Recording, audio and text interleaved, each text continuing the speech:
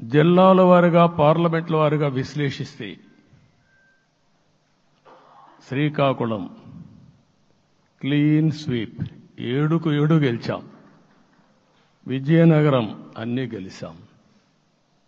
అరకు 2-3 ఎన్నికల్లో మనం గెలవకుండా ఈసారి ఎన్డీఏ అభ్యర్థులు చూస్తే 7కు 5 గెలిచాం.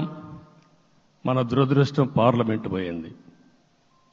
అక్కడి నుంచి వైజాగ్ 7కు 7 గెలిచాం. అనకాపల్లి 7కు 7 గెలిచాం.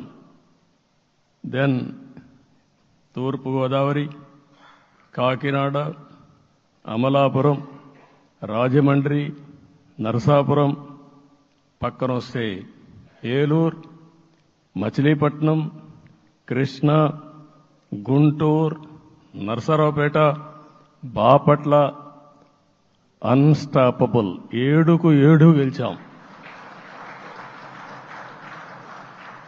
అక్కడి నుంచి ఒంగోలులో బ్రేక్ పడింది.